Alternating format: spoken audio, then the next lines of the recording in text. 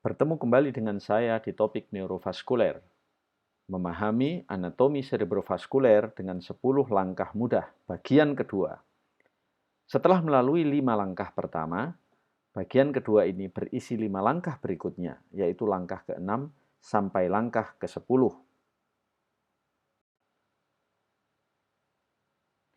Bagian kedua merupakan lanjutan cerita seorang gadis bernama Nevi yang telah memasuki rumah.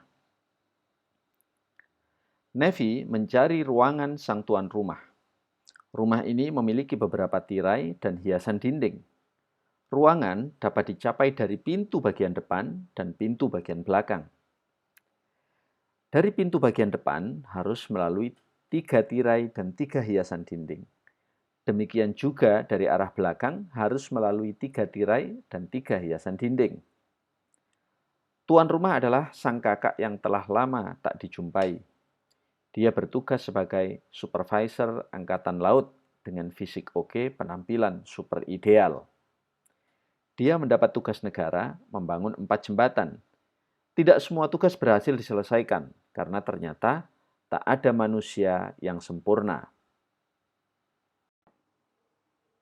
Dari cerita di atas, kita sudah mendapatkan 5 langkah kedua. 5 langkah kedua tersebut adalah langkah ke-6, depan, 3 marker anatomis, 3 marker vaskuler. Maksudnya adalah sirkulasi anterior mempunyai 3 marker anatomis dan 3 marker vaskuler yang mudah dikenali. Langkah ke-7, belakang, 3 marker anatomis, 3 marker vaskuler. Maksudnya adalah sirkulasi posterior memiliki 3 marker anatomis dan 3 marker vaskuler yang mudah dikenali. Langkah ke-8, nama sesuai tujuan. Supervisor Angkatan Laut, fisik oke, penampilan super ideal. Ini akan menggambarkan cabang-cabang eksternal karotis arteri.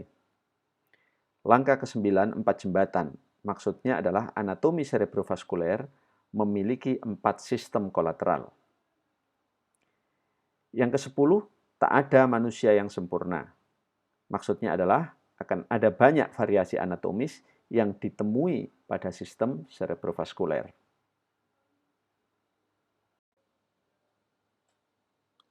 Memasuki langkah ke-6, depan, 3 marker anatomis, 3 marker vaskuler.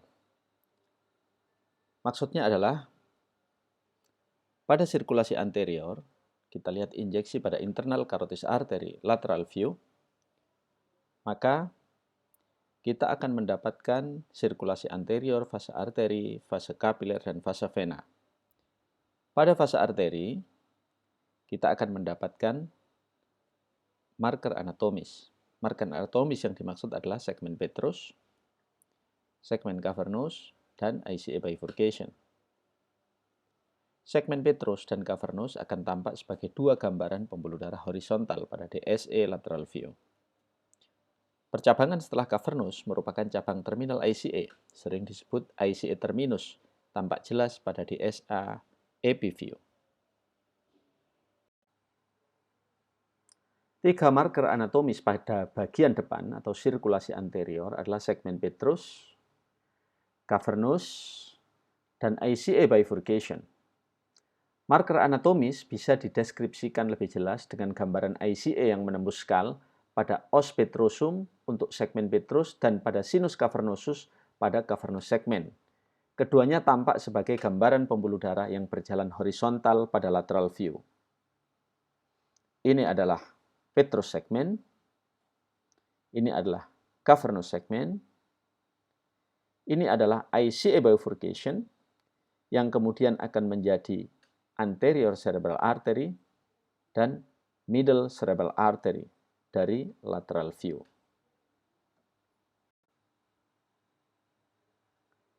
Injeksi internal carotis artery pada DSA epiview akan kita dapatkan sebagai berikut.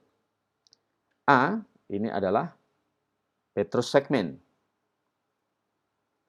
B, ini adalah cavernous segmen.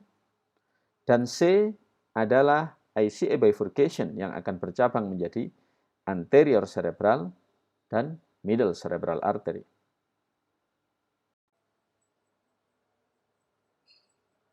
Setelah kita mengetahui adanya 3 marker anatomis, pada sirkulasi anterior, maka kita bisa aplikasikan pada kasus berikut. Kasus apakah ini?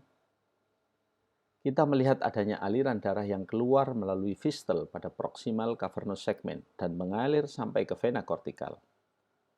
Setelah fistula ini dilakukan tindakan neurointervensi dengan detachable balloon,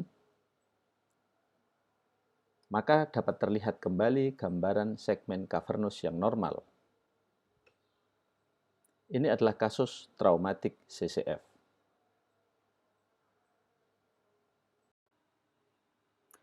Setelah kita membahas 3 marker anatomis pada sirkulasi anterior, maka sekarang kita membahas 3 marker vaskuler pada sirkulasi anterior. Terletak di antara segmen cavernous dan ICA bifurcation. Yang pertama adalah ophthalmic artery, yang kedua PCOM, dan yang ketiga adalah anterior choroidal. Ini adalah ophthalmic artery, ini adalah PCOM, dan ini adalah anterior choroidal. Tampak pada DSA. Pada gambaran 3D DSA yang lain, kita akan melihat A itu adalah ophthalmic artery, B adalah PCOM, dan C adalah anterior choroidal. Kita juga melihat ada panah tebal di atas, di mana pada pasien ini juga didapatkan adanya AVM cerebral. Setelah kita mengetahui adanya 3 marker vaskuler pada sirkulasi anterior, maka sekarang kita aplikasikan pada kasus ini. Ini adalah gambaran DSA lateral view. Kita melihat di sana adanya ophthalmic artery, di sana ada PCOM, dan kita juga melihat adanya anterior choroidal artery yang sangat tipis. Tetapi pada PCOM kita melihat adanya aneurisma. Kita lihat gambaran 3D DSA, maka kita melihat adanya aneurisma di sana, kita melihat adanya PCOM. PCOM di sini merupakan fetal type. Artinya, PCA pada sirkulasi posterior mendapatkan aliran darah dari sirkulasi anterior. Bagaimana kita tahu? Kita harus mengambil gambar dari vertebrobasilar system. Ini adalah gambaran vertebrobasilar system di mana pada PCA kanan masih ada paten, sedangkan PCA kiri tidak kita lihat gambarannya karena PCA kiri mendapatkan dari sirkulasi anterior yang kita sebut sebagai fetal PCOM. Dalam kondisi demikian, maka kita harus hati-hati untuk melakukan treatment pada aneurisma. Kita tidak boleh menutup PCOM karena akan terjadi infak pada PCA yang sebelah kiri. Ini adalah contoh PCOM aneurisma dengan fetal PCOM. Maka kita melakukan coiling pada pasien ini dengan tetap mempertahankan PCOM. Kita lihat gambar sebelah kanan, post coiling, PCOM masih tervisualisasi dengan jelas. Artinya, tidak ada ostium PCOM yang tertutup setelah tindakan coiling. Kembali kita aplikasikan 3 marker vaskuler pada kasus ini. Ini adalah pasien dengan meningioma intraventrikuler. Kita lihat ini adalah ophthalmic artery, ini adalah PCOM, dan ini adalah anterior choroidal. Kita melihat bahwa meningioma ini mendapatkan feeder dari anterior choroidal. Kita lihat ini adalah meningiomanya. Kita memasuki langkah ke-7. Belakang, 3 marker anatomis, 3 marker vaskuler. Maksudnya adalah sirkulasi posterior memiliki 3 marker anatomis dan 3 marker vaskuler. Kita mulai dari 3 marker anatomis. Arteri vertebralis menembus foramina transversaria setinggi cervical 6. Kemudian naik ke superior dan mengarah ke lateral setinggi aksis. Ini aksis. Kemudian naik lagi menuju cervical 1 yang kita sebut sebagai atlas. Ini atlas. Berputar ke lateral dan menuju medial menembus dura mater atau dural ring. Ini adalah dural ring, memberikan cabang pica dan akhirnya bersatu dengan arteri vertebralis kontralateral setelah melalui foramen magnum membentuk arteri basilaris. Sehingga di sini kita mempunyai 3 marker anatomis, yaitu cervical 2 atau aksis, cervical 1 atau atlas, dan dural ring. Kemudian, masih dari sirkulasi posterior, kita memiliki 3 marker vaskuler. Marker yang dimaksud adalah PICA, posterior inferior cerebral artery, kemudian AICA, anterior inferior cerebellar artery, dan kemudian SCA dan PCA, superior cerebellar artery dan posterior cerebral artery, yang lokasinya berdekatan dan berhimpitan. Setelah kita mengetahui 3 marker vaskuler ini, kita aplikasikan pada kasus berikut. Kasus apakah ini? Kita melihat adanya AVM pada cerebellum yang mendapatkan feeder dari AICA atau anterior inferior cerebellar artery. Bagaimana dengan kasus ini? Kita melihat adanya dissecting aneurysm, kita lihat, yang mendapatkan feeder dari SCA atau superior cerebral artery. Lebih detail, bisa kita lakukan selektif kateterisasi. Langkah ke-8 adalah nama sesuai tujuan. Ini merupakan penamaan cabang-cabang eksternal karotis arteri. Penamaan cabang-cabang eksternal karotis arteri sesuai dengan kemana pembuluh darah itu menuju. Maka, untuk memudahkan kita mengingat, huruf depan dari kalimat ini adalah nama dari cabang eksternal karotis. Supervisor, angkatan laut, fisik oke, penampilan super ideal. Supervisor, superior thyroid, angkatan ascending pharyngeal, laut lingual, fisik facial, oke occipital, penampilan posterior auricular, superficial temporal, ideal internal maxillary artery. Identifikasi cabang-cabang eksternal karotis arteri bisa kita aplikasikan pada gambaran injeksi eksternal karotis arteri berikut. A adalah facial, B adalah ascending pharyngeal, C karena menuju ke posterior ke occipital ini adalah arteri occipitalis, D kita lihat menuju ke posterior aurikuler, kemudian E adalah superficial temporal, dan F adalah internal maxillary artery. Apa yang kita lihat? Kita lihat pada cabang C, kalau kita ikuti, maka kita akan melihat adanya occipital artery yang berkoneksi dengan sinus ke intrakranial. Fase arteri tetapi vena sudah kelihatan. Ini adalah kasus dural fistula. Bagaimana dengan kasus ini? Kita melihat adanya injeksi pada eksternal karotis arteri. Kita lihat panah merah adalah internal maxillary artery. Kemudian dia memiliki cabang pada panah kuning adalah middle meningeal artery dan pada panah biru adalah accessories meningeal artery. Pada lingkaran merah kita melihat adanya suatu gambaran blush. Itu adalah suatu gambaran blush tumor pada meningioma. Apabila kita melakukan embolisasi, maka kita harus melakukan embolisasi pada cabang internal maxillary artery pada panah kuning dan pada cabang accessories meningeal pada panah biru.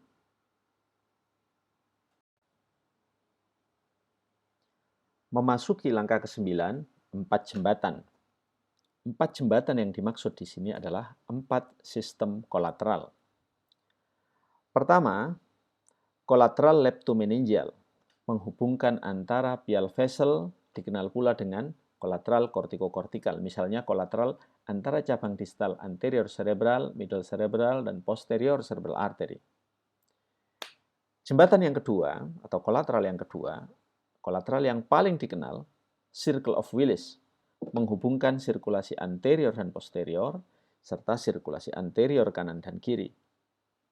Yang ketiga adalah deep collateral, ditemukan pada area subkortikal, misalnya kolateral antara lenticulus striate artery medial dan lateral, atau arteri anterior koroidal dan posterior koroidal.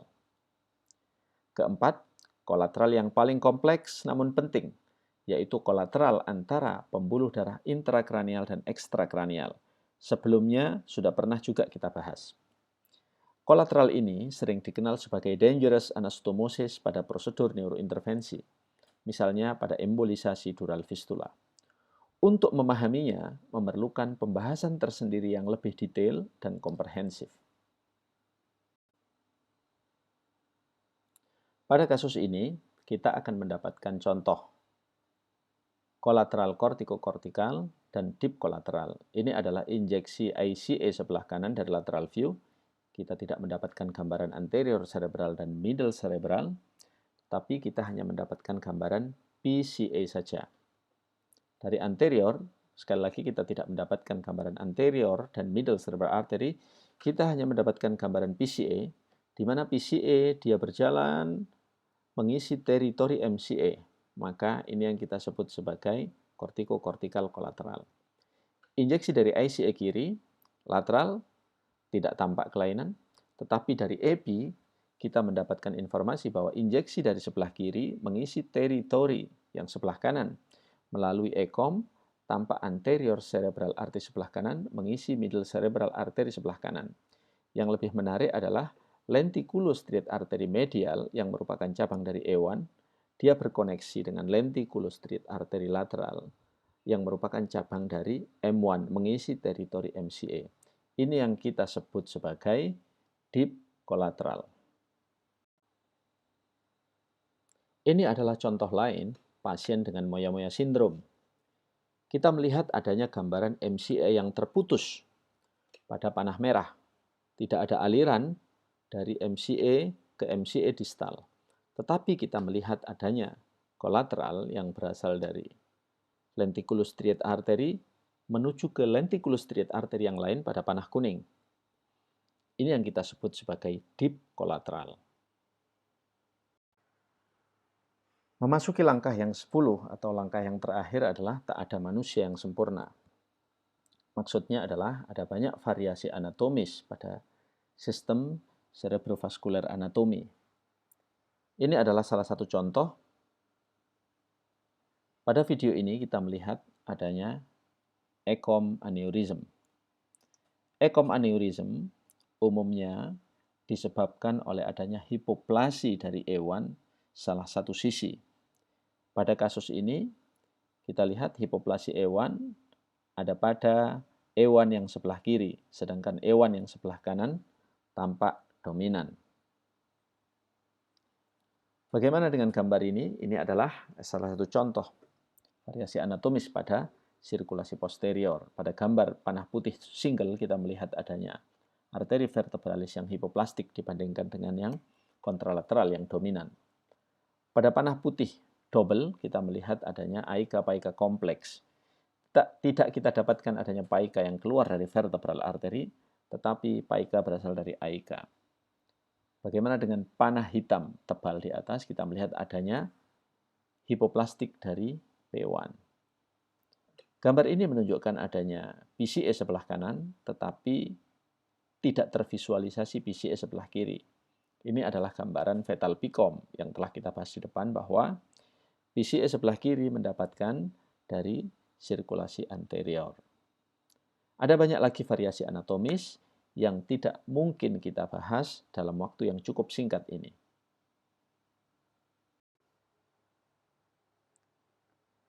Demikian tadi telah kita bahas memahami anatomi cerebrovaskuler dengan 10 langkah mudah bagian kedua. Apa yang telah dibahas di sini hanya merupakan dasar-dasar neurovaskular imaging. Diharapkan dari yang sedikit ini akan memicu untuk mempelajari gambaran dan interpretasi neurovaskular imaging yang lebih advance. Begitu pentingnya pengetahuan anatomi, sehingga Pierre Lasjaunias berpesan pada klinisi, learn the anatomy, it's the cheapest way of being safe. Salam hangat dari Surabaya, sampai bertemu kembali pada topik lain tentang neurovaskuler yang lebih menarik.